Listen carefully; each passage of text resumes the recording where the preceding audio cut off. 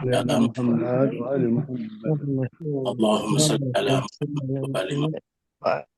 اللهم صل على محمد وآل محمد وعلى آله وصحبه ومن tabi'ahum biihsan ila yaumil amma ba'd. Masyiral muslimin rahimakumullah, dimanapun berada, kita bersyukur bersua kembali dalam keadaan sehat walafiat. Dan pertemuan kita pada pagi hari ini adalah pertemuan pertama untuk surat baru, yaitu surat Yusuf, surat yang ke-12.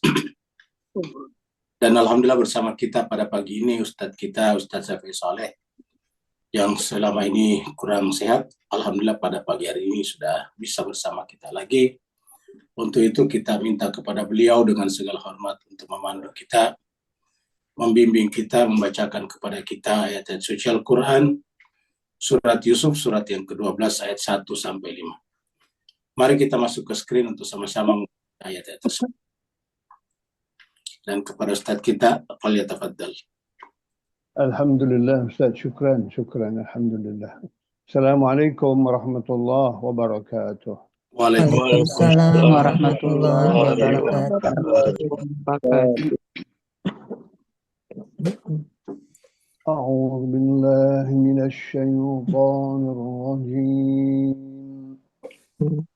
Bismillahirrahmanirrahim. أعوذ بالله من الشيطان الرجيم. بسم الله الرحمن الرحيم. ألف لام را تلك آيات الكتاب المبين. ألف لام را تلك آيات الكتاب المبين. إنا أنزلناه قرآنا عربيا لعلكم تعقلون. إنا أنزلناه قرآنا عربيا لعلكم تعقلون. نحن نقص عليك أحسن القصص بما أوحينا إليك. نحن نقص عليك أحسن القصص بما أوحينا إليك هذا القرآن وإن كنت من قبله لمن الغافلين. هذا القرآن وإن كنت من قبله لمن الغافلين. إذ قال يوسف لأبيه يا أبت إني رأيت 11 كوكبا. إذ قال يوسف لأبيه يا أبت إني رأيت 11 كوكبا والشمس والقمر رأيتهم لي ساجدين. والشمس والقمر رأيتهم لي ساجدين. قال يا بني ولا تقصص رؤياك على إخوتك قال يا بني لا نقصص رؤياك على إخوتك على إخوتك فيكيدوا لك كيدا على إخوتك فيكيدوا لك كيدا إن الشيطان للإنسان عدو مبين إن الشيطان للإنسان عدو صدق الله العلي العظيم صدق الله العلي العظيم اللهم صل وسلم على رسول الله وآله الأطهار على رسول الله وآله وصل على محمد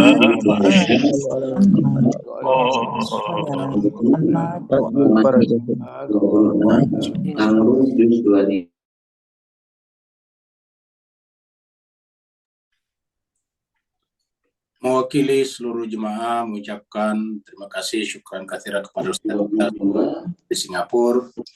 Semoga ayat-ayat yang beliau sampaikan tadi menjadi Allah SWT memberikan kepada beliau kesehatan lahir dan batin. Amin, amin, amin. Selalu terjaga kesehatannya dan selalu bersama dengan kita. Amin, amin, Allahumma amin. Begitu juga jemaah sekalian yang telah ikut tadi membaca Al-Quran, semoga dengan bacaannya tadi Allah mengangkat derajat Bapak Ibu semuanya dimanapun berada. Amin. Jadi berada di Allah Subhanahu wa Ta'ala dengan tempat yang semulia-mulianya dan setinggi-tingginya. Kita teruskan surat Yusuf, bukan teruskan, memulai surat Yusuf.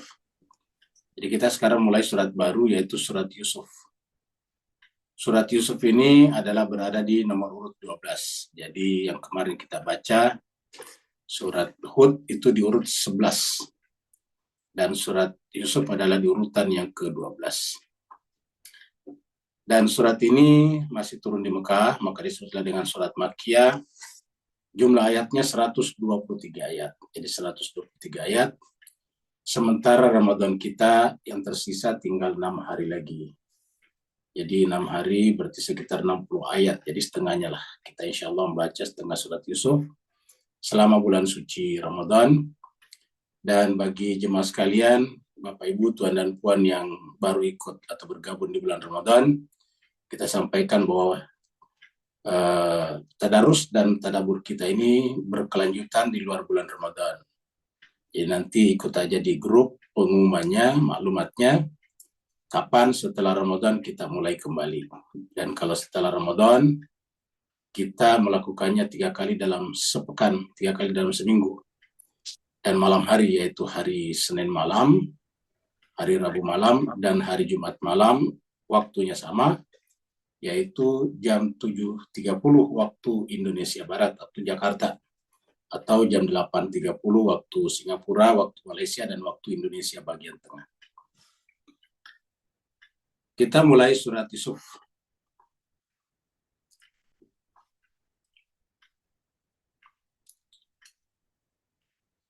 A'udzubillahi minasyaitonirrajim. Bismillahirrahmanirrahim. Alif lam ra. Jadi ini permulaannya adalah huruf muqatta lagi.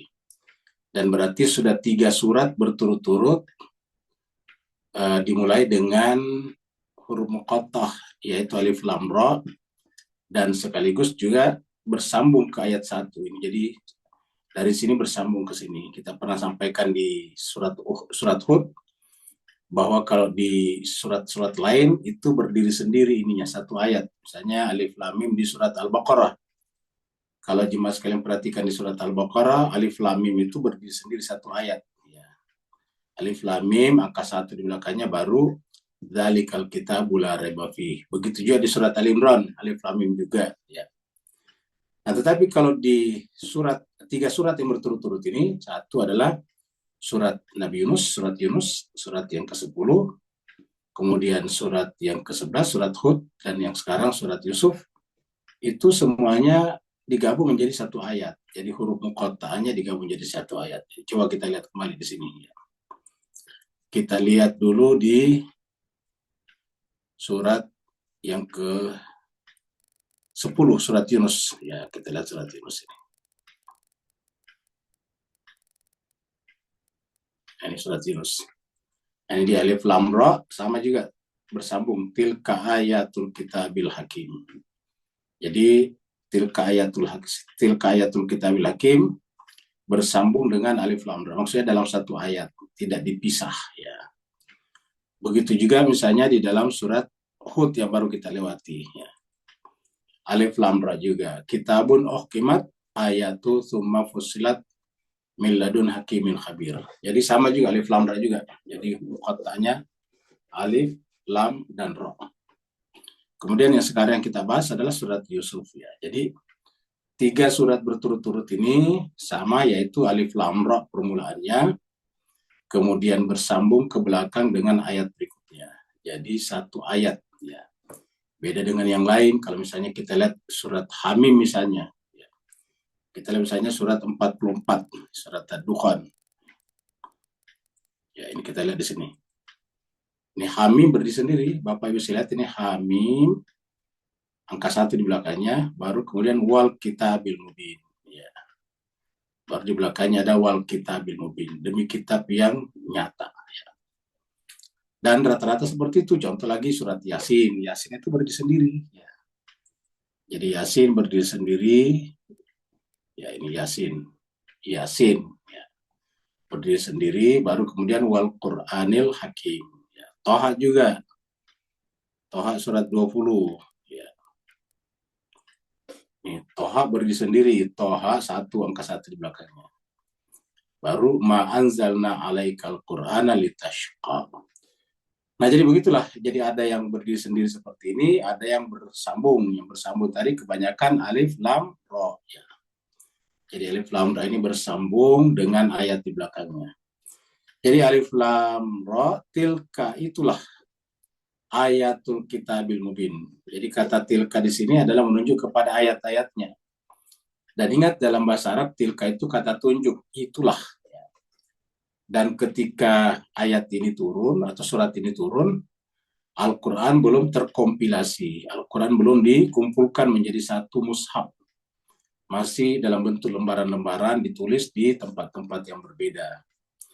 Makanya di awal-awal Al-Quran itu sangat penting sekali namanya hafiz ataukah para hufaz. Kenapa? Karena untuk memastikan urutan Al-Quran harus disesuaikan dengan para hafiz. Karena kalau lembaran-lembaran kan bisa tertukar, ya kan, tidak dibandling, tidak dijilid, ya tidak diikat, ya, tidak dijahit. Kalau sekarang kan diikat, tidak mungkin terpisah, tidak mungkin tertukar. Nah, pada zaman Nabi itu kan dalam bentuk lembaran yang berbeda-beda. Ada di atas kulit, ada di atas daun, dan sebagainya. Karena bayangkanlah 1400 tahun yang lalu, mencari kertas tentu tidak gampang, tidak segampang sekarang. Ya, ada kertas tapi tidak gampang mencarinya. Jadi apa saja yang bisa digunakan sebagai media untuk menulis digunakan. Ya. Lalu kemudian penghafalah yang kemudian menentukan urutan-urutannya, disesuaikan, dibandingkan.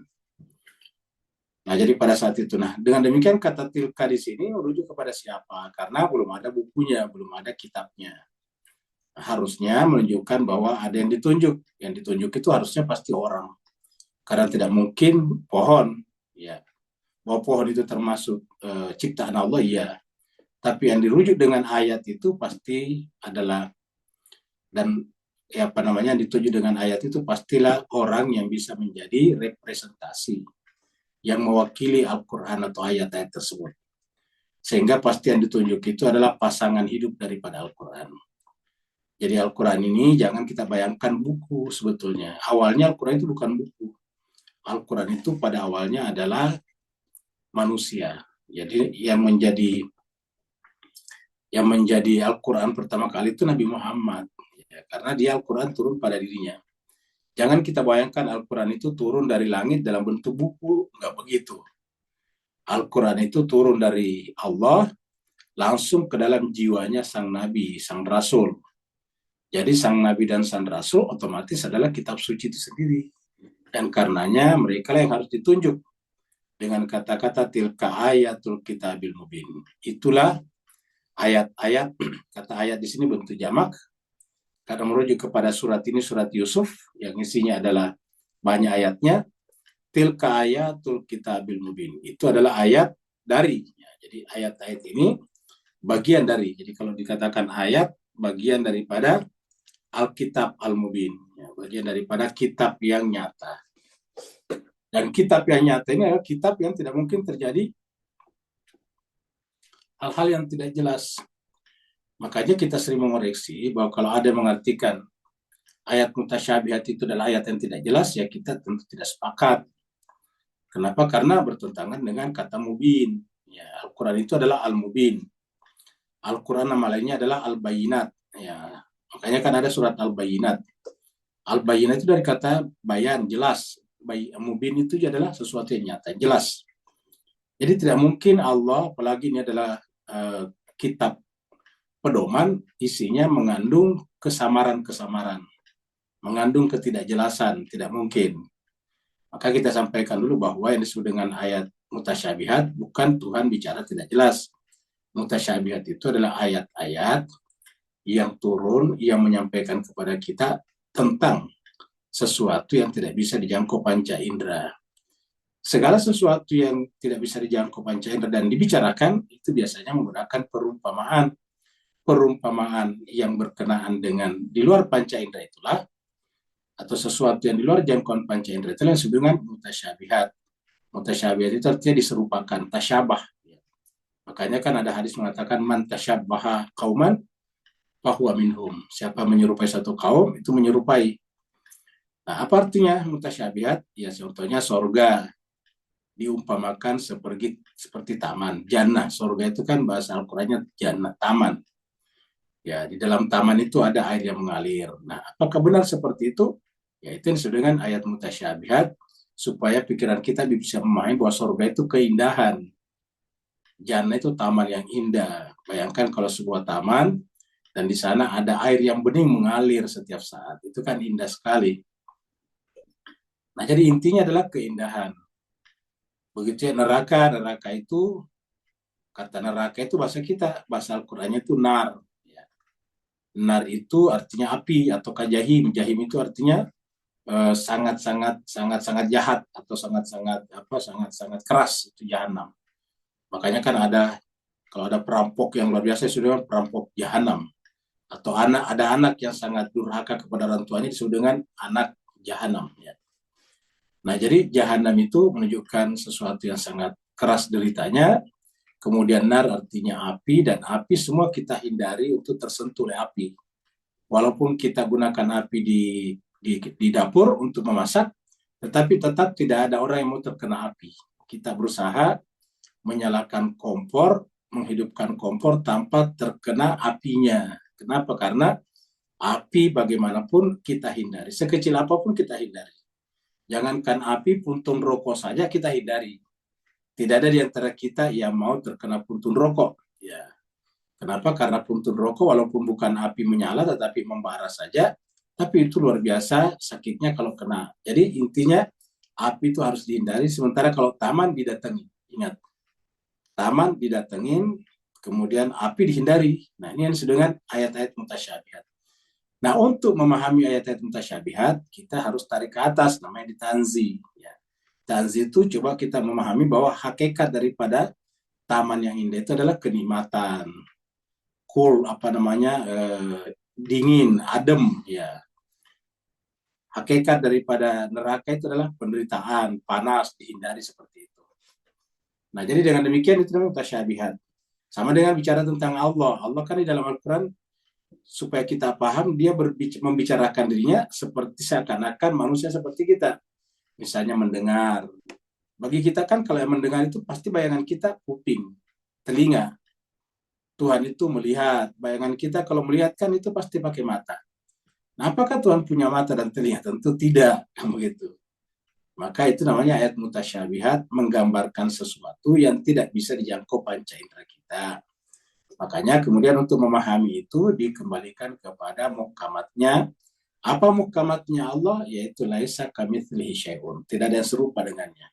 Dengan demikian mendengar, jangan kita bayangkan punya kuping. Karena kalau membayangkan Tuhan punya kuping, telinga berarti punya keserupaan, yaitu serupa dengan kita, makhluk. Serupa dengan manusia, serupa dengan hewan-hewan. Hewan-hewan kan juga mendengar dengan kupingnya. Nah, jadi supaya tidak menyerupakan Tuhan dengan makhluk, namanya ditarik ke atas lagi, ditanzih. Ya. Jadi setelah ke bawah tasbih, ditarik ke atas, ditanzih namanya. Nah, begitulah. Al-Quran itu adalah kitab suci yang nyata. Jadi jangan kita bayangkan Al-Quran itu ada isinya samar-samar. Itu nggak mungkin. Masa Tuhan bicara samar-samar? Bagaimana bisa Al-Quran dijadikan pedoman kalau isinya samar, isinya tidak jelas, ya. Isinya tidak transparan, tidak clear kristal, ya. Jadi ini adalah Alkitab Al-Mubin, kitab yang nyata. Ya, kita lihat di sini di dalam Al-Quran itu beberapa permulaan surat menggunakan kata kitab nyata. Contohnya tadi surat Ad-Dukhan ini. Surat Ad-Dukhan ini adalah surat yang ke-44, ya. Bismillahirrahmanirrahim. Hamim. Baru kemudian wal kitabil mubin ini. Wal kitabil mubin, Alkitab yang mubin inilah yang disebutkan diturunkan pada malam Lailatul Qadar. Ini Alkitabil mubin. Inna, sesungguhnya kami, anzalnahu, telah menurunkannya. Huknya di sini kembali kepada Alkitab Al-Mubin. Kami menurunkan Alkitab Al-Mubin, kitab yang nyata, jelas isinya. Di mana? Fi lailatin, pada malam mubarakatin, malam yang penuh keberkahan. Apa yang maksud dengan fi lailatin mubarakatin? Ya fi lailatul qadri, kamu gitu. Jadi ini ayatnya mirip. Inna anzalna fi lailatul qadr. Di sini inna anzalna fi lailatin mubarakatin, inna kunna munzirin. Kami menurunkan Al-Quran itu untuk memberi peringatan, karena peringatan itu adalah tanggung jawab kami, kata Tuhan. Supaya peringatan itu jelas arahnya dan jelas maknanya. Jadi disebutkan dengan munzirin. Kata-kata kami di sini artinya apa? Tuhan bersama Nabi. Makanya Nabi itu kan adalah al-munzir, mubasyirina wa munzirin, kan begitu. Nabi-nabi itu adalah mubasyirina wa munzirin. Nah, jadi Nabi itu bagian tak terpisahkan dari Allah dalam hal memberi peringatan. Artinya peringatan yang Allah berikan, yang Nabi berikan hakikatnya peringatan dari Allah. Orang yang dipilih oleh Nabi hakikatnya dipilih Allah. Ulangi lagi, orang yang dipilih oleh Nabi hakikatnya dipilih Allah. Kenapa Nabi memilih? Jangankan Nabi harus memilih, Allah saja memilih. Allah kan sebetulnya Maha Kuasa, tidak perlu memilih. Dia bisa kendalikan aja hatinya orang. Tetapi Allah saja memilih, ya, orang terbaik. Masa Allah memilih orang terbaik sementara Nabi tidak memilih orang terbaik? Dan siapa saja nanti yang dipilih oleh Nabi, hakikatnya dipilih Allah. Kamu gitu satu paket. Jadi kunna munzirin, kami adalah yang memberi peringatan. Kelihatannya dikatakan bahwa Nabi Muhammad itu adalah mubasyirin wa munzirin, tapi sebetulnya akulah di belakang dia. Karena aku di sana ada, Nabi juga ada, maka menggunakan bentuk kami. Karena dalam bahasa Arab itu kami itu atau dhamir orang jamak pembicara atau orang pertama itu cuma dua, tidak tiga. Kalau yang lain kan tiga. Seperti anta, antuma, antum itu tiga. Anda satu orang laki-laki, Anda dua orang laki-laki, kalian banyak orang perempuan. Jadi itu tiga, anta, antum, antum. Begitu ya kalau perempuan, anti, antum, antum. Nah, begitu ya kalau orang ketiga, hiya, huma, huwa, huma, hum. Kalau laki-laki. Kalau perempuan, hiya, huma, hunna. Tapi kalau orang pertama, cuma dua, anak, saya, dan kami. Tidak ada doublenya. Nah, kalau sudah dua, sudah masuk kategori kami. Maka kalau di sini ada Allah dan di sini adalah Rasul, maka sudah bisa menggunakan kata kami. Inna kunna mundirin. Sesungguhnya kami lah yang bertanggung jawab untuk memberikan peringatan kepada manusia, karena kami tahu apa yang dibutuhkan manusia, dan kami tahu struktur jiwa manusia. Seperti itu. Kita lihat di sini, ya, Tuhan aja kita lihat dulu. Jadi intinya adalah agama itu adalah jelas ya. Tilka ayatul kitabil mubin. Baru kemudian inna anzalnahu, kami menurunkannya. Qur'anan, Al-Quran. Ya. Jadi kami menurunkannya mirip tadi dengan inna anzalnahu fi lailatin mubarakatin, atau inna anzalnahu fi lailatul qadri. Ini inna anzalnahu, kamilah menurunkannya. Ya. Kamilah yang menurunkannya. Oh, kenapa kami kayak menurunkan? Cuma Allah. Di sana ada Jibril. Jadi biasanya menggunakan Jibril. Jadi kami juga. Sungguhnya kami anzalnahu, menurunkannya. Qur'anan. Apa itu Qur'anan? Quran itu satu asal kata dan Al-Quran. Quran ini kalau dikasih alif lam ma'rifah menjadi Al-Quran. Ya, jadi kalau dikasih alif lam ma'rifah menjadi Al-Quran. Kalau ada alif lam ma'rifahnya kan tidak boleh begini, tidak boleh Al-Qur'anan, karena pakai alif lam ma'rifah itu tidak boleh lagi menjadi tanwin. Nah, tidak boleh bertanwin. Maka tentu Al-Qur'ana atau Al-Qur'anu. Nah, jadi artinya apa? Qur'anan itu adalah bacaan. Nah, demikian Al-Qur'an itu adalah bacaan. Jadi kalau Bapak Ibu punya kitab suci tidak dibaca, sebetulnya bukan Qur'an namanya. Karena disebut Qur'an kalau selalu dibaca. Qur'an itu bahasa Arab artinya bacaan, ya. Qur'anan, bacaan, ya. Jadi karena bacaan ya harus dibaca. Kalau tidak dibaca bukan bacaan namanya. Nah, jadi itu namanya. Kenapa harus dibaca? Karena isinya mengandung pelajaran yang sangat dalam dan harus diulang-ulang. Isinya rambu-rambu, isinya adalah petunjuk-petunjuk jalan misalnya. Jalan hidup seperti di jalan tol atau di highway misalnya. Kan ada petunjuk-petunjuk jalan, ya. Belok belok agak ke kiri, belok agak ke kanan, jalannya agak berkontur, maka itu ada tanda-tandanya, ada marka namanya, ada petunjuk-petunjuknya. Nah, petunjuk-petunjuk itu lah harus dibaca. Kalau tidak dibaca ya percuma di jalan itu. Nah, Quran itu mengandung juga seperti itu. Mengandung yang namanya petunjuk-petunjuk, marka-marka, ya. Mengandung kode-kode untuk kita harus pahami. Nah, itu namanya bacaan, jadi harus dibaca. Anzalnahu Qur'anan, Al-Quran. Kemudian disebutkan Arabian, berbahasa Arab. Jadi disebutkan berbahasa Arab. Supaya apa? Supaya jangan lagi ada kitab suci yang bukan bahasa Arab. Ya. Seperti misalnya saudara-saudara kita di Kristiani, yang dijadikan rujukan utama sekarang adalah yang berbahasa Yunani misalnya. Nah, kalau ini jelaskan, Quran itu Arabia, artinya apa? Kalau bukan yang berbahasa Arab, bukan Al-Quran namanya. Bukan kitab Al-Quran yang kita bicarakan. Dia bacaan juga, tapi bukan Al-Quran yang datang dari Allah seperti datang kepada Nabi. Misalnya terjemahan ini. Ini bukan Al-Quran, namanya terjemahan Al-Quran, ingat. Ini bukan Al-Quran ini yang dibawa ini. Sesungguhnya kami menurunkannya berupa Quran berbahasa Arab. Ini bukan Al-Quran ini. Ini namanya terjemahan Al-Quran. Ya. Bahasa Inggris ya begitu, kalau kita melihat yang berbahasa Inggris, ya, itu bukan Al-Quran, ya. Itu adalah terjemahan Al-Quran. Ingat, terjemahan, ya. Al-Quran. Al-Quran yang mana? Yang berbahasa Arab. Karena dikatakan di sini, Qurannya itu yang berbahasa Arab ini. Ya. Jadi yang berbahasa Arab itu Al-Qurannya. Sehingga apa yang terjadi? Presisi pengetahuan kita apabila kita kembalikan ke bahasa Arabnya. Bisakah kita mencoba pelajari Al-Quran dengan terjemahan? Boleh. Tapi tidak sepresisi, tidak seeksak ya dengan bahasa Arabnya. Kenapa? Setiap yang namanya terjemahan bisa satu berkurang maknanya, bisa juga bertambah maknanya. Jadi tidak presisi lagi. Ya. Jadi bisa bertambah maknanya, bisa berkurang maknanya. Semua jenis bahasa begitu. Kalau bahasa luar diterjemahkan ke dalam bahasa kita, itu bisa berkurang maknanya, bisa bertambah maknanya. Contohnya misalnya, kata kafir setelah masuk ke dalam bahasa Melayu, itu seakan-akan buruk. Kafir itu kan buruk ya. banyak orang tersinggung kalau disebut kafir. Ya. Pokoknya kafir bagi kita itu bukan Islam, kan begitu. Jadi seakan-akan identik kafir dengan non-Islam. Padahal bahasa Arab kafir itu artinya menutup diri. Kafara yakfur itu adalah menutup diri. Kalau dia tidak menutup diri, ya tentu tidak bisa dikatakan kafir. Kapan dia disebut menutup diri? Apabila disampaikan dengan bagus, dengan elegan, dengan indah, dan dia tidak mau, dan dia menolak. Nah, itu namanya kafir. Nah, pertanyaannya kepada saudara-saudara kita non-Islam ini, pernahkah kita sampaikan kitab suci dengan elegan kepada mereka? Jawabannya, jangankan kepada mereka, kepada umat Islam saja masih banyak ya, belum sampai Al-Quran yang elegan kepada mereka.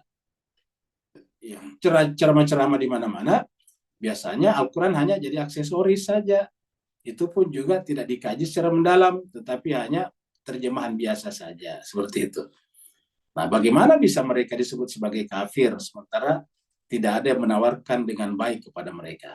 Jadi harusnya ada yang menawarkan dengan baik, ya. Makanya kafir itu sebetulnya yang menentang Nabi di Mekah dulu. Yang menentang, yang mati-matian, ya, bahkan ingin mencelakai Nabi misalnya. Nabi misalnya dipasangi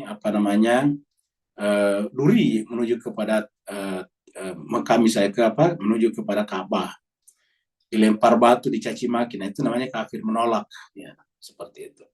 Nah, jadi selalu ada distorsi makna di sana. Tetapi bukan berarti harus ditinggalkan itu terjemahan, itu penting juga membantu kita memahami. Tetapi sebaik-baiknya memahami Al-Quran adalah bahasa Arabnya. Kalau dikatakan Quranan Arabia, ya. Al-Quran itu kami turunkan dalam bentuk berbahasa Arab.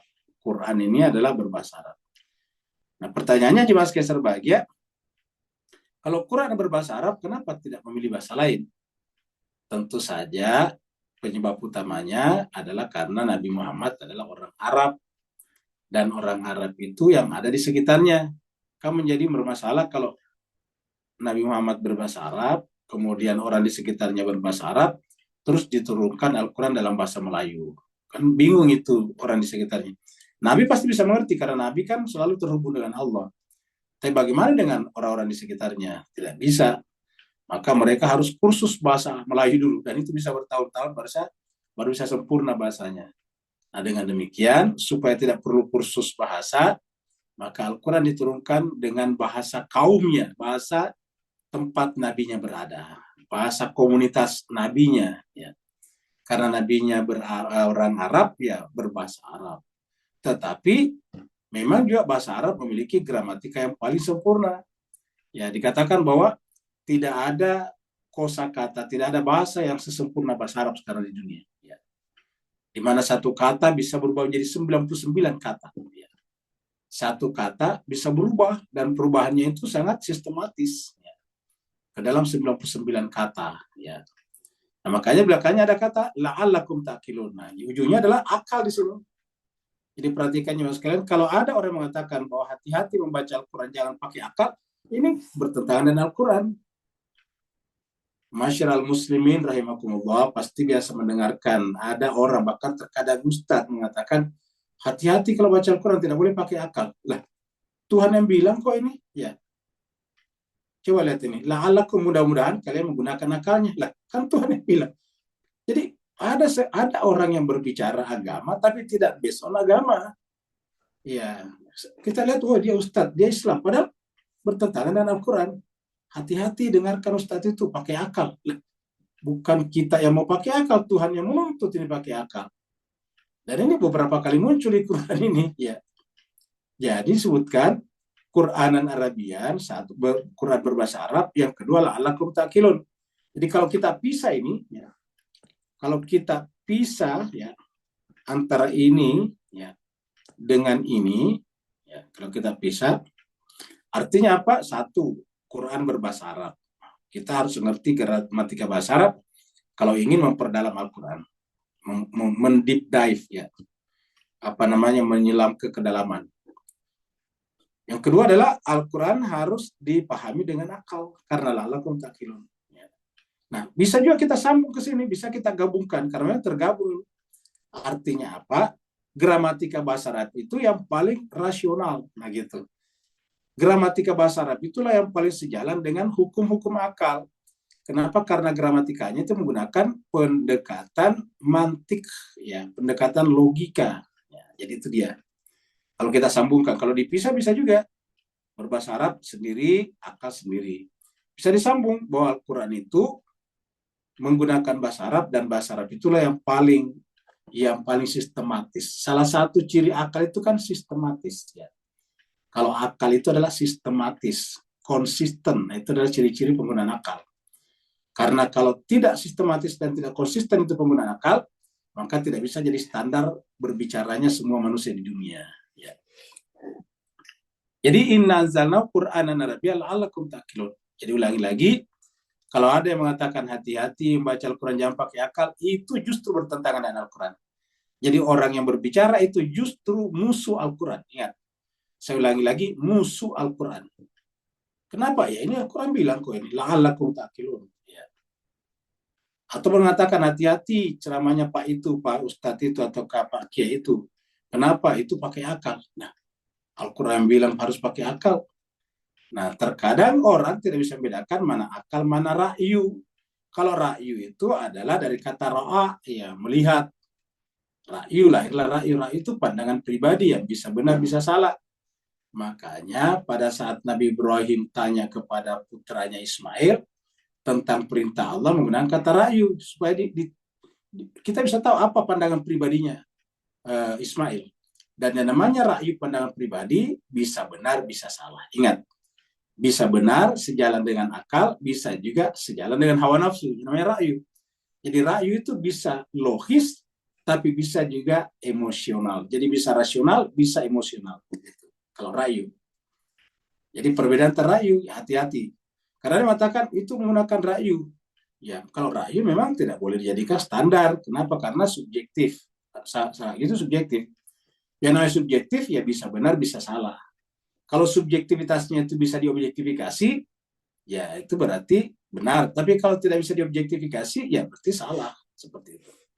Nah, jadi itu ra'yu. Makanya Nabi Ismail itu ketika ditanya sama ayahnya, ya dikatakan, fanzur madza tara, ya. Ya bunayya inni ara fil manam anni adzbauka fanzur madza tara. Tidak mengatakan fanzur madza taqul. Ya, begitu, enggak begitu. Madza tara. Namanya tara itu bisa benar bisa salah. Lah kenapa Nabi Ibrahim menggunakan tara? Karena jawaban anaknya kan bisa benar bisa salah, ya. Seperti Tuhan bertanya kepada iblis, wahai iblis, mamanaka itu mamanaka. Apa masalahnya sehingga kamu tidak sujud? Nah, jawabannya bisa benar bisa salah.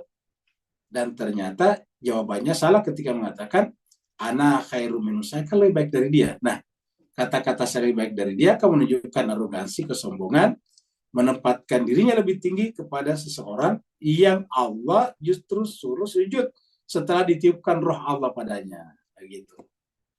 Dengan demikian ini itu ra'yu bisa benar bisa salah. Tapi kalau akal tidak mungkin salah karena dia punya formatnya. Dia punya kaidahnya sendiri. Kaidah itulah yang disebut dengan hukum akal. Seperti mana dimanapun kita berada di muka bumi ini, pasti kalau lepas gantungan kita pasti jatuh ke bawah, Nggak ada orang di muka bumi ini kalau lepas dari gantungannya, misalnya menggelantung di pohon, tiba-tiba jatuh ke atas, tidak ada. Semuanya jatuh ke bawah. Karena dimanapun di muka bumi ini berlaku hukum yang sama, namanya hukum gravitasi. Ya. Jadi pastilah jatuhnya ke bawah. Itu standar kalau bersifat hukum, kaidah.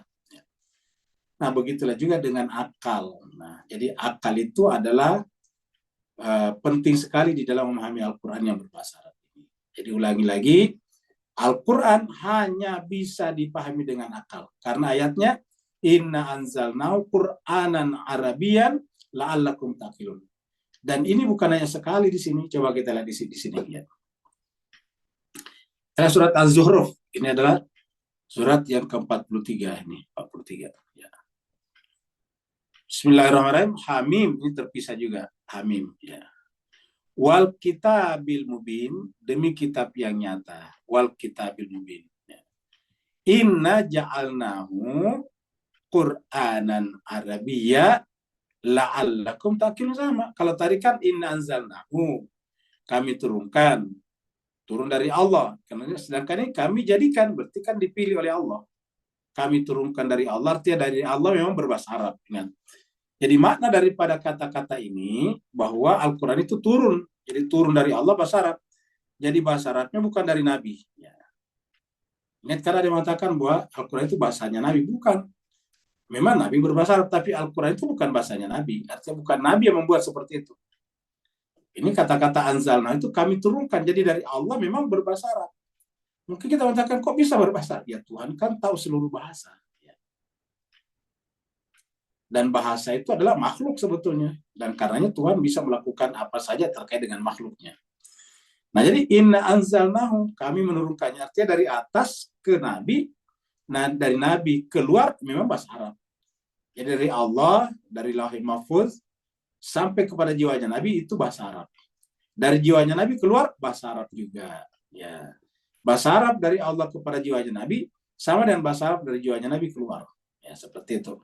Nah, itu makna anzalnahu. Kemudian di sini ja'alnahu, kami menjadikannya. Artinya kami yang pilih. Artinya bahwa Tuhan bisa memilih bahasa apa saja. Ingat.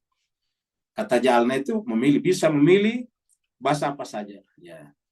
Maka alasan pertama tadi, kenapa memilih bahasa Arab? Karena Nabi Muhammad berbahasa Arab dan hidup di tengah-tengah komunitas berbahasa Arab.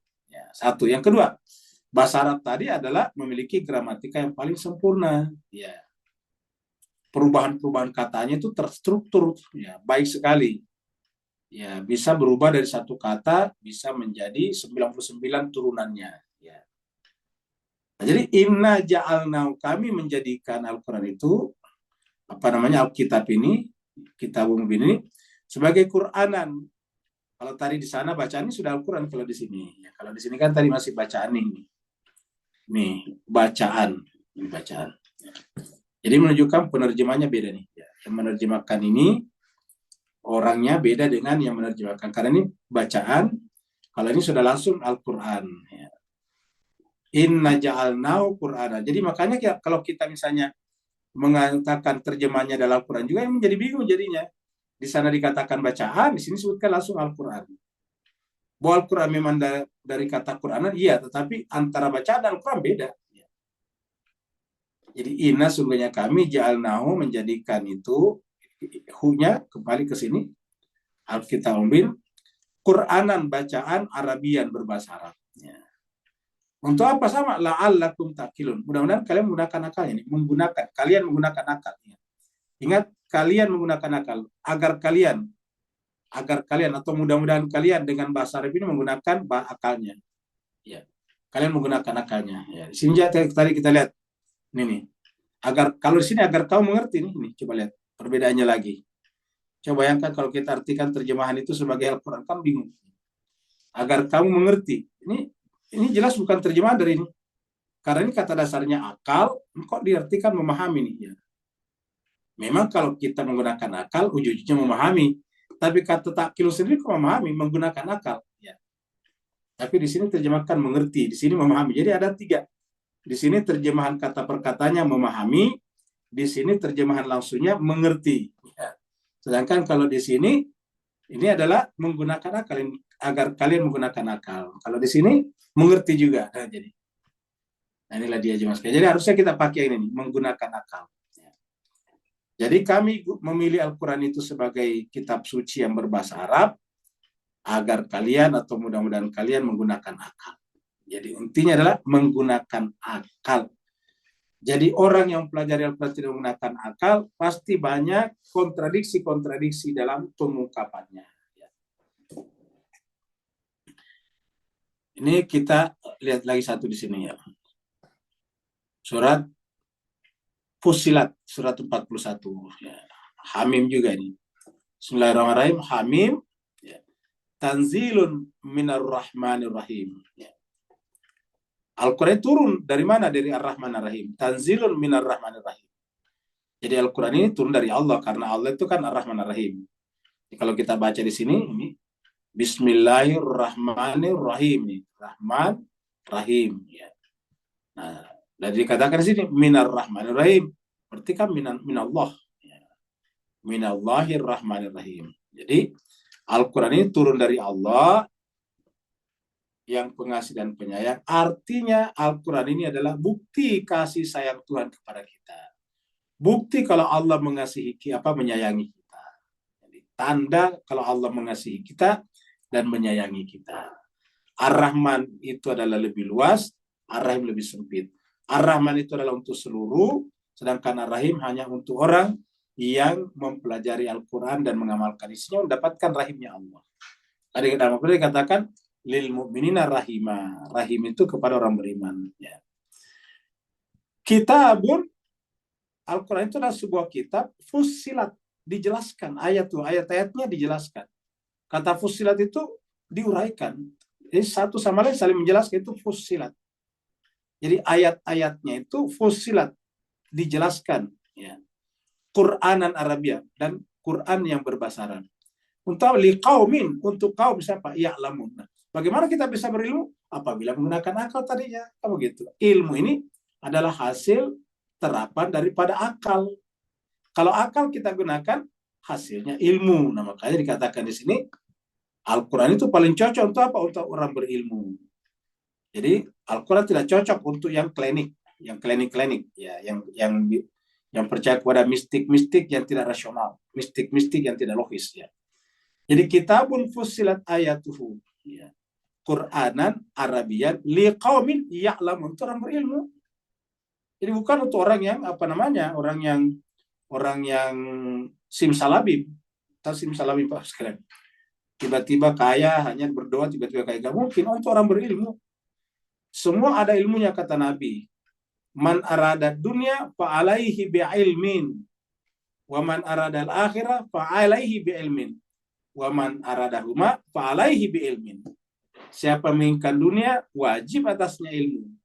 Siapa menginginkan akhirat, wajib atasnya ilmu. Siapa menginginkan keduanya, wajib atasnya ilmu, kata Nabi. Ya. Jadi ilmu. Nah, maka kalau kita umat Islam memahami ini luar biasa.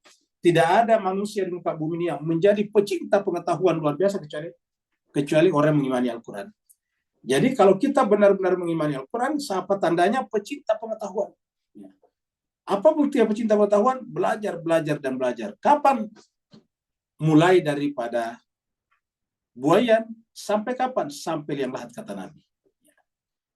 Ketika Nabi mengatakan bahwa wajib menuntut ilmu itu dari buaya sampai liang lahat, artinya apa? Umat Islam itu dalam ilmu tidak ada istilah pensiun. Pensiun itu hanya kerja. Kalau Bapak Ibu kerja, ada masanya. Umur 60 tahun, pensiun kalau di Indonesia. Ya. Setelah itu tinggal di rumah. Tapi yang namanya belajar tidak ada pensiunnya. Ingat, belajar tidak ada pensiunnya. Ya. Kenapa? Karena ilallah di sampai liang lahat. Kenapa? Karena memang Al-Quran liqaumi ya'lamun. Luar biasa Al-Quran kita ini jemaah sekalian. Ya. Sayang 1000 sayang, lagi-lagi sayang 1000 sayang.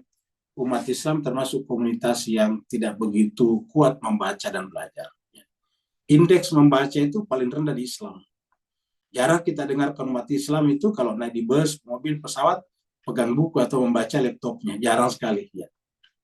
Dan kalau kita lihat orang lain, orang yang non-Islam, ya naik di atas pesawat, pasti pegang buku. Padahal Al-Quran itu luar biasa mendorong umatnya untuk membaca Al-Quran. Apa sebabnya? Karena memang Islam diajarkan di masyarakat kita adalah Islam simsalabim. Ya. Seakan-akan dengan berdoa satu kali semuanya selesai. Tidak perlu lagi belajar, tidak perlu lagi ilmu. Ya. Jadi ini adalah ayat-ayat Al-Quran. Ya. Kita lanjut.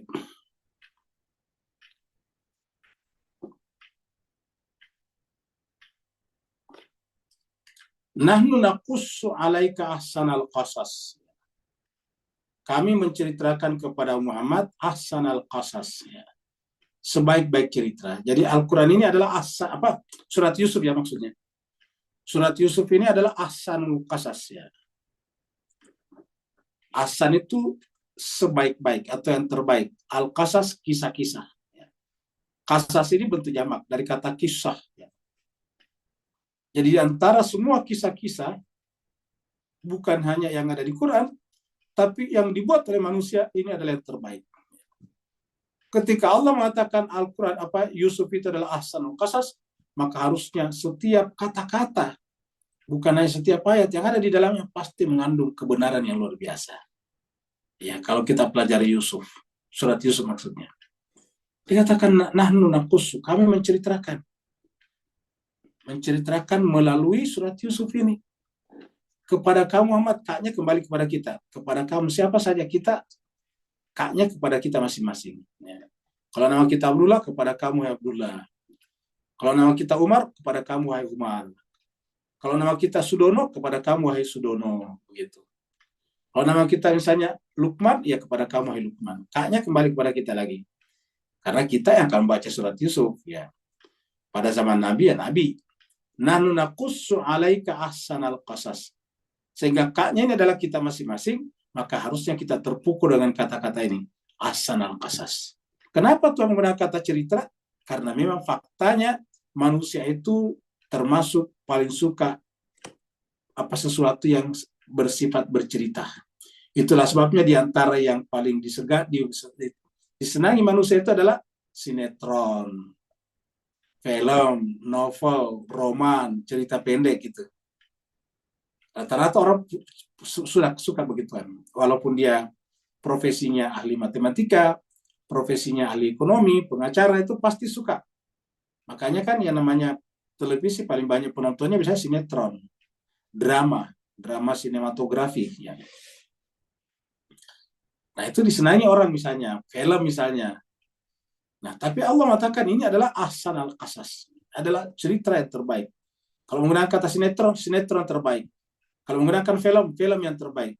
Kalau menggunakan roman yang terbaik. Menggunakan novel yang terbaik. Nahnu naqussu alaika ahsanal qasas. Ya.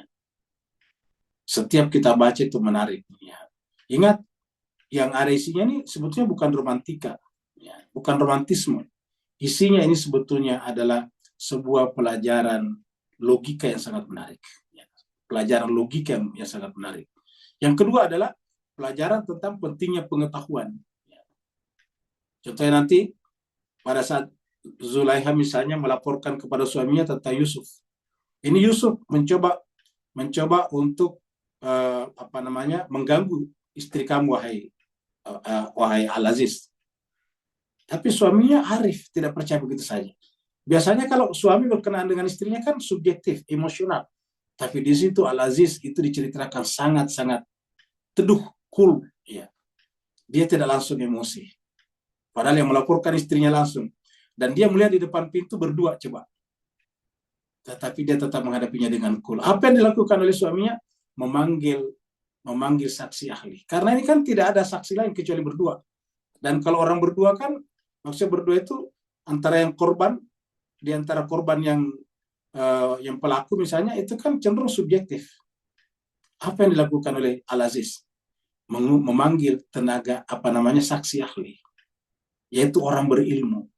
Orang berilmu ini tidak melihat. Dia hanya bersaksi berdasarkan ilmunya. Apa kata ahlinya? Dia mengatakan, kalau bajunya Yusuf itu robek, koyak dari depan, berarti dia yang salah. Berarti dia berusaha untuk memperkosa perempuan itu. Tapi kalau bajunya dia robek dari belakang, maka dia benar. Berarti dia ditarik. Kamu gitu. Dan setelah itu dilihat faktanya. Kan tidak ada saksi lain kecuali fakta. Faktanya ternyata bajunya Yusuf robek dari belakang. Maka berkata Al-Aziz, ini kesalahan kamu, wahai Zulaiha. Ya. Luar biasa kan, itu kan pelajaran hukum, logika di sana luar biasa. Itu baru satu kasus dan banyak kasus dalam surat Yusuf itu. Jadi naqussu alaika ahsanal qasas. Kami menceritakan kepadamu sebaik-baik kisah. Bima disebabkan auhayna kami wahyukan. Bima auhayna kami wahyukan ilaika kepada kamu. Kami wahyukan kepada kamu hadzal Quran, Al-Quran ini. Jadi Al-Quran ini mengandung apa? Mengandung bentuk-bentuk cerita diantaranya.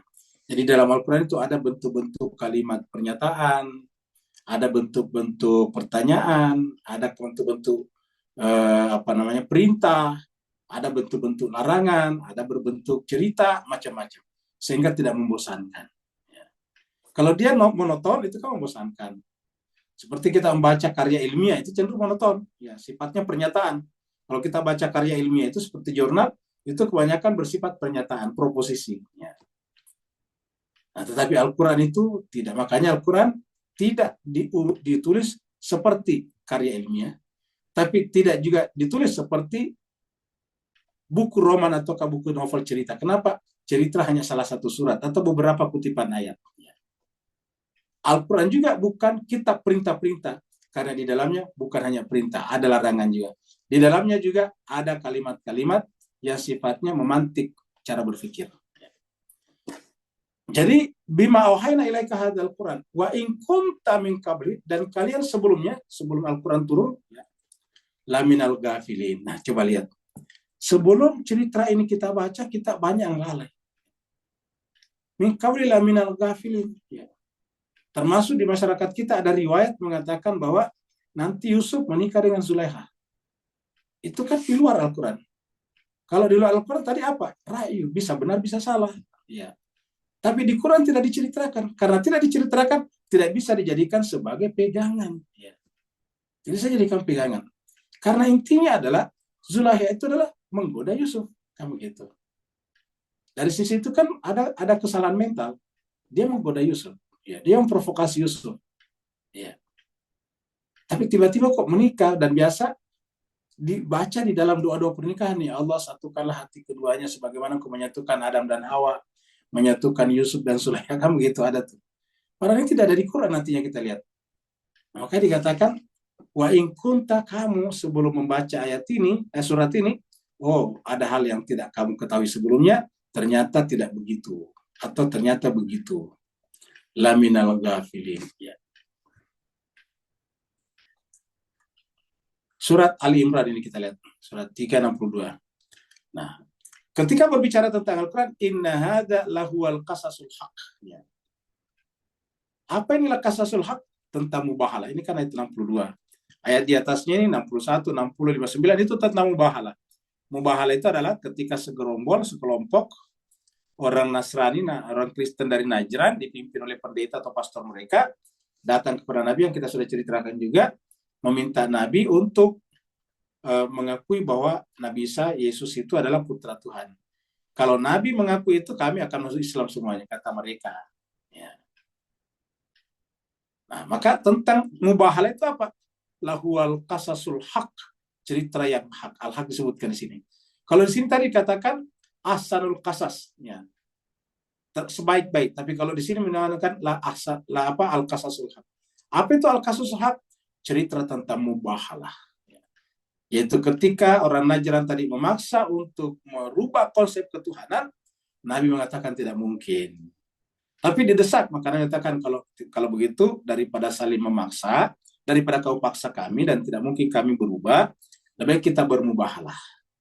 Mari kita kumpulkan anak-anak kami, wanita kami, dan diri kami. Pada saat berbicara tentang anak-anak kami, Nabi mengundang cucunya Al-Hasan Al-Husain.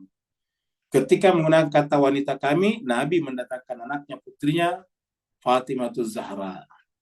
Lalu kemudian ketika mengatakan diri kami, Nabi mendatangkan Ali bin Abi Thalib karramallahu wajhahu. Nah, baru dikatakan lahwal qasainna hadza lahwal qasasul haq. Ini berbicara tentang cerita tentang kebenaran.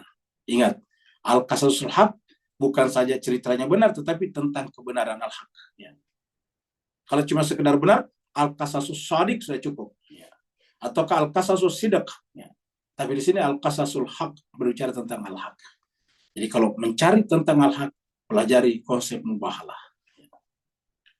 Wa ma min ilahin illallah.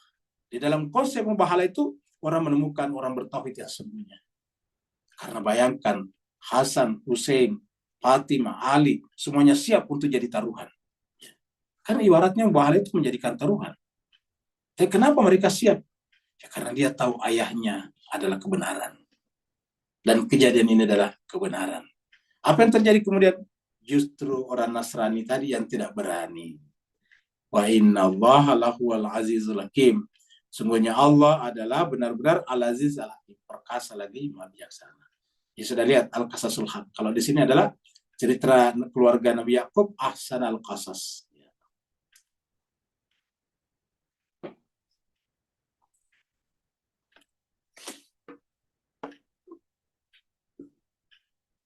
Sekarang kita akan masuk bicara ketika Nabi Yusuf bermimpi melihat bintang-bintang, rembulan dan matahari sujud kepadanya. 11 11 buah bintang, 10 bintang, ya berapa? 11 bintang dan 1 matahari nanti sujud di sini. Qala Yusuf, dan ketika Yusuf berkata, li abi, kepada ayahnya, ya abati wahai ayahku. Ya. Jadi ya abati wahai ayahku. Ya, ini bentuk halus daripada ya abi. Ya. Ya abati, ini sungguhnya aku ra'aitu, melihat. Aku telah melihat. Ahada asyara, 11 kaukaban bintang. Jadi ahada asyara, 11 bintang. Saya melihat 11 bintang. Ya. Wasyamsa, matahari. Wal kamara, dan rembulan. Ra'aituhum, mereka semuanya aku lihat, li, kepada saya, sajidin, sujud. Semuanya sujud kepada saya. Ya. Wahai ayahku, saya telah melihat. Di sini tidak ada kata mimpi sebetulnya. Ya. Ini kata-kata bermimpi dalam kurung, ingat, ini dalam kurung. Ya. Ini dalam kurung bermimpi. Karena di sini tidak ada kata bermimpi. Dia melihat, saya melihat. Ya. Ini ra'aitu, aku telah melihat.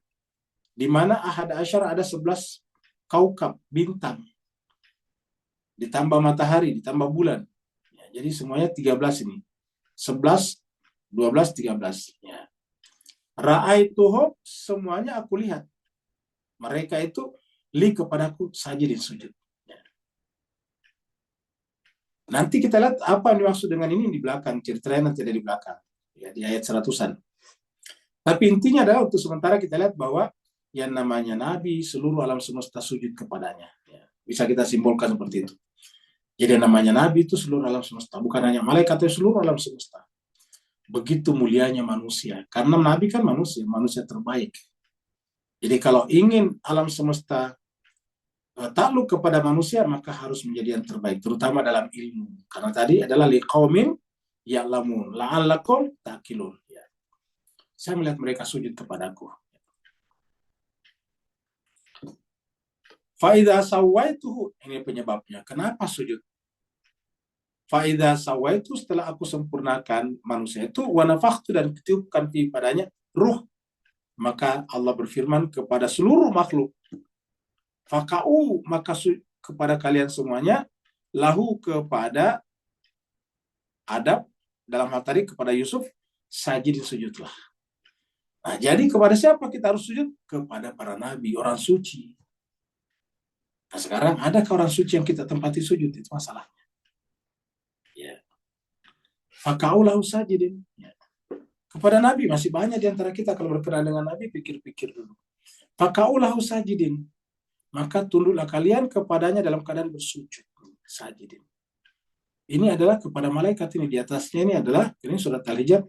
Di atasnya ini adalah, qala rabbuka lil malaikati inni khaliqun basyaran min tin. Inni basyarun min tin. Fa idza sawaitu wa nafakhtu fihi min ruhi faka'u lahu sajidin. Fasajadal malaikatu kullum ajmain illa iblisa aba ayyakuna masajid. Kecuali iblis tidak mau sujud.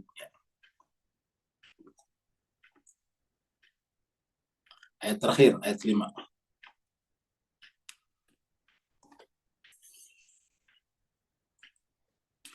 Qala, berkata Nabi Yakub, ya, ayahnya. Karena surat Yusuf ini judulnya Yusuf, tapi ini sebetulnya cerita keluarga Nabi Yakub. Keluarga Nabi Yakub. Jadi Yakub dan anak-anaknya di situ diceritakan. Jadi yang diceritakan lebih banyak di sini Nabi Yakub dan 12 anaknya. Qala ya bunayya. Berkatalah Nabi Yakub, wahai anak-anakku. Wahai anakku, maksudnya Yusuf, wahai Yusuf. La taksus, jangan kamu ceritakan, jangan kamu mengisahkan. Ru'yaka, pandanganmu itu, atau karisi mimpimu itu. Ya. Ala ikhwatika, kepada saudaramu. Ikhwah di sini bentuk jamak daripada akhun. Ya. Jadi jangan ceritakan mimpimu atau pandanganmu tadi itu kepada ikhwatika, saudara-saudaramu. Ya. Apa sebabnya? Fayakidu laka kaida. Mereka bisa membuat tipu daya terhadap kamu dengan tipu daya yang mereka buat. Inna syaitana, karena semuanya syaitan itu lil insan adu mubin, kepada manusia musuh yang nyata. Dia tidak mengatakan saudaramu itu adalah saudaramu nanti akan menjadi musuh bagimu, enggak. Tapi artinya ada aspek eksternal dalam diri kita namanya syaitan yang mempengaruhi pikiran manusia, jiwa manusia, sehingga kemudian bisa bersikap iri hati, dendam, sehingga membuat yang namanya tipu daya. Seperti itu. Kita percepat, sekarang kita lihat di sini. Innama yuridu syaitan. Yang diinginkan syaitan itu apa? Ayyuqi bainakum al-adawat wal baghdha. Yang diinginkan syaitan ini mengadu domba antara Yusuf dan saudara-saudaranya. Innama yuridu syaitan ayyuqi bainakum al-adawat wal baghdha. Jadi sebetulnya jemaah sekalian menunjukkan bahwa tidak semua hal harus kita ceritakan. Ingat, tidak semua hal harus kita ceritakan. Ada yang tidak perlu kita ceritakan ketika memang orang itu tidak cukup, tidak cocok. Makanya Sayyidina Ali bin Abi Thalib karramallahu wajhahu mengatakan, kalau kamu mengajarkan ilmu kepada orang yang tidak mau belajar, sama dengan menganiaya ilmu. Ya. Tapi kalau kamu tidak mengajarkan orang yang bertanya, kamu menganiaya orang itu. Nah, seperti itu. Kita akhiri dengan hadis ya. Jadi 2 bisikan pada diri manusia, ada malaikat, kalau itu kebenaran dari malaikat, kemudian kalau kebatilan dari setan. Jadi bisikan malaikat dan bisikan setan pada diri kita. Ini dari Nabi, dari Ibnu Mas'ud, ini dari Abdullah bin Mas'ud. Dari Abdullah ibn Mas'ud. Qala berkata, qala Rasulullah sallallahu alaihi wasallam, Nabi bersabda, kata Ibnu Mas'ud, inna lisyaitani lamatan bi ibni Adam. Sesungguhnya syaitan itu lama memiliki semacam bujukan, membisik-bisikan. Itu lama itu adalah bujukan, ya, membuat orang was-was kepada kebenaran, karena syaitan itu kan anti kebenaran. Lamatan bi ibni Adam, kepada anak cucu Adam. Ya, walil malaki lamatan, dan juga malaikat juga punya bisikan juga. Ya. Walil malaki lamatan, jadi malaikat juga punya. Fa'amma lamatus syaitan, apabila setan yang berbisik atau mempengaruhi, ya, fa'i'adu bisyarri, maka dia akan mendorong orang untuk melakukan keburukan. Ya. Wa takzib bil haq, dan mendustakan kebenaran. Jadi sederhana, wa'i'adu, membuat orang untuk melakukan asyar, kejahatan, atau mendustakan kebenaran. Wa amma lamatul malik, jadi ingat, mendustakan kebenaran. Tadi apa tadi? Al-qasas al-haq berkenaan dengan mubahalah, ya. Wa amma lamatul malaki, adapun bisikan-bisikan malaikat, fa'i'adu bil khairi, dia membujuk kita untuk melakukan kebaikan. Wa tasdiq, dan tentang kebenaran. Wa tasdiqum bil haqqi, dan membenarkan kebenaran. Faman wajada zalika falya'lam annahu minallah. Apabila ada yang mendapati bahwa dirinya terdorong atau misalnya ada yang mengajak kepada kebenaran, maka itu adalah dari malaikat, dan berarti dari Allah. Dari malaikat hakikatnya annahu minallah. Falyahmad Allah, maka hendaklah dia memuji Allah. Tapi sebaliknya, waman wajadal ukhra, siapa yang menemukan sebaliknya atau yang lain keburukan, falyata awwal billah, hendaklah dia berlindung kepada Allah, minasyaitonir rajim, dari syaitan yang terkutuk. Kita membaca a'udzubillahi minasyaitonir rajim. Hadis riwayat Tirmizi nomor 2914. Terima kasih banyak atas perhatian jemaah sekalian. Mohon maaf atas segala kekurangan. Ini cukup panjang karena pertama kali kita masuk surat Yusuf. Insyaallah sebentar petang kita lanjutkan ayat 6 sampai 10. Terima kasih banyak. Kalau ada pertanyaan, silakan. Assalamualaikum ya Ustaz. Waalaikumsalam warahmatullahi wabarakatuh. Fadal ya, silakan dulu. Ustaz, permisi, saya mau ke hospital Ustaz. Oh ya, silakan. Kita doakan semoga sehat selalu Ayanda. Syukran ya Ustaz, syukran. Ya. Semoga hasilnya nanti. Waalaikumsalam. Waalaikumsalam, silakan Pak Nur. Selamat ya. Bismillahirrahmanirrahim. Muhammad wa alihi wa sahbihi. Bismillahirrahmanirrahim. Muhammad wa alihi wa sahbihi. Ustaz, dalam ayat tadi, pada awalnya tadi, kalau kita boleh tafsirkan, ibarat zaman sekarang, Moses Code perlukan pakar untuk membuat yang tersirat dan tersurat, maka dalam alif lam ra tadi, apa bezanya alam sana alam sini ketika tilka dicantumkan kepada Alkitab tadi, kemudian bila sampai alam sini kemudian pakai pada perkataan Quran itu sendiri dalam kaitan anzalna tadi. So tilka kepada kitab, kemudian anzalna kepada Al-Quran, pada Quran. Barakallahu fiikum Ustaz. Baik, terima kasih banyak. Jadi ini yang pertama ini adalah pernyataan mengatakan tilka itulah pasti yang ditunjuk orang, karena tidak mungkin pohon, tidak mungkin juga hewan. Karena kata tilka ini tadi kita katakan kata tunjuk, bahasa Arabnya menyebut sebagai isim isyarah. Ini isim isyarah lil ba'id. Ini namanya isim isyarah kata tunjuk untuk jauh. Ya. Dan perempuan, karena ayat ini perempuan. Kalau kata tunjuknya dekat, maka dia menjadi hadihi. Ya. Tilka itu sana yang jauh, kalau dekat hadihi. Nah, jadi tilka ayatul kitabil mubin. Itu adalah ayat-ayat Alkitab al-mubin. Kita bayangkan dulu bahwa ini yang ditunjuk adalah orang. Artinya di dalam orang itulah tersimpan surat Yusuf. Kan surat Yusuf ini Al-Quran, bagian daripada Al-Quran. Dan Al-Quran tadi ada pada diri Nabi. Nabi adalah identik dengan Al-Quran. Nabi is Al-Quran itu sendiri. Jadi Nabi is Al-Quran itu sendiri. Jadi tidak bisa dipisahkan. Ya, karena Al-Quran tadi kita katakan tidak turun dalam bentuk buku atau kitab. Nah, baru kemudian anzalna kami menurunkannya. Ya. Jadi artinya bahwa Nabi itu, Muhammad itu menjadi Al-Quran, itu adalah kami, Tuhan. Ya. Tuhan di sana. Dengan siapa? Jibril. Karena Al-Quran kan turun dari Jibril.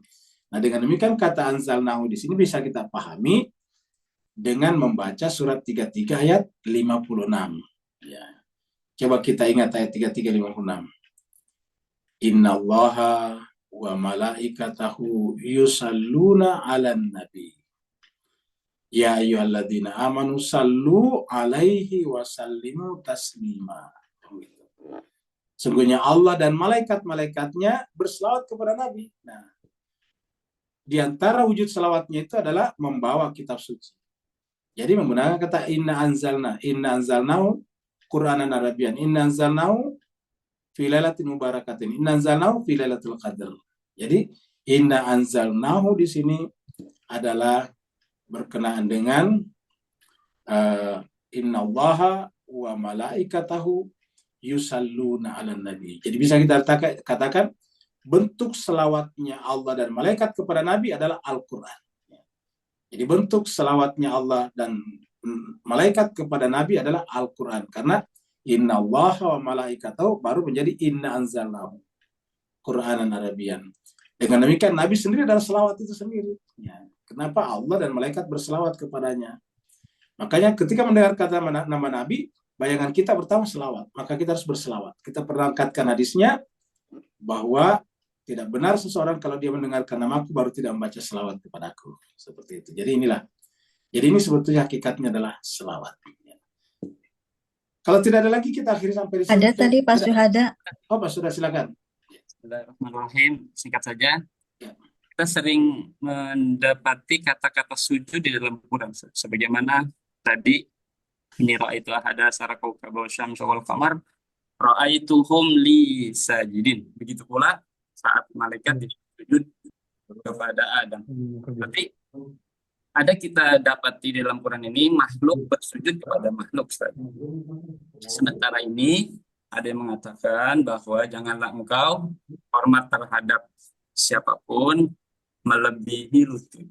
Bagaimana Ustaz melarang antum dengan hadis seperti ini dan ayat-ayat seperti ini Ustaz? Baik, apa yang dimaksud dengan sujud? Sujud itu adalah meletakkan ego kita di atas yang kita dengar perintahnya.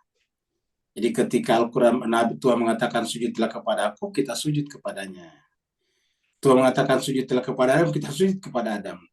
Jadi sujud kepada Adam itu bukan pada Adamnya, tapi kepada Tuhan perintahnya. Makanya ketika Allah bertanya kepada iblis yang tidak sujud, itu menekankan pada amar perintah. Di dalam surat Al-Araf dikatakan ma mana'aka alla tasjuda iz amartuka. Ya. Jadi penekanannya pada iz amartuka. Ya. Wahai Adam, wahai iblis, mamana aka. Apa keberatanmu? Apa masalahmu? Apa hambatanmu? Apa barriersmu? Ya.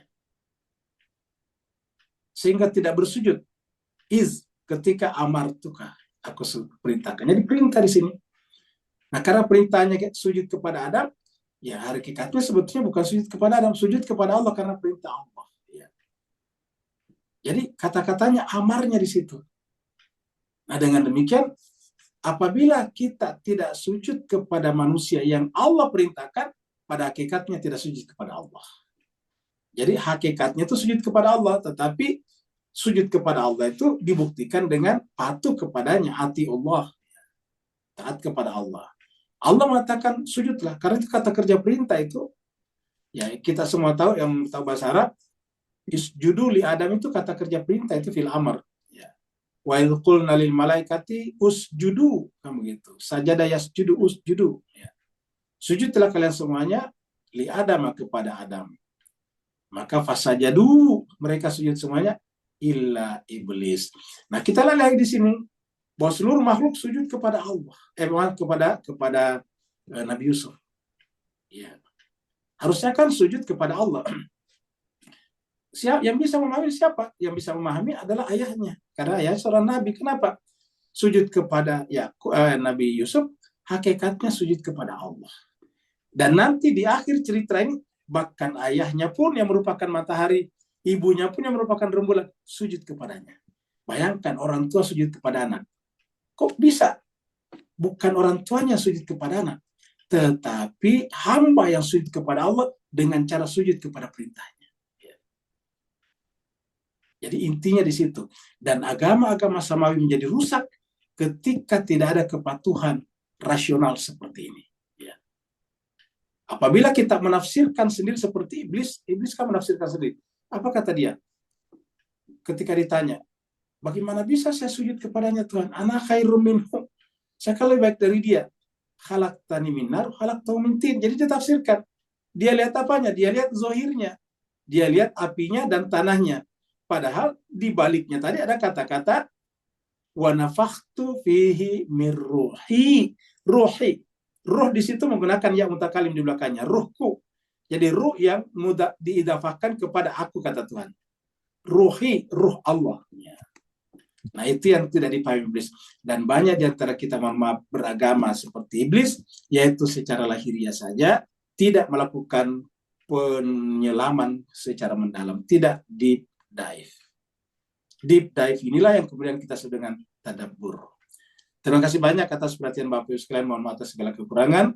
Wassalamualaikum warahmatullahi taala wabarakatuh. Waalaikumsalam warahmatullahi wabarakatuh. Terima kasih Pak Ustaz. Waalaikumsalam. Assalamualaikum warahmatullahi wabarakatuh.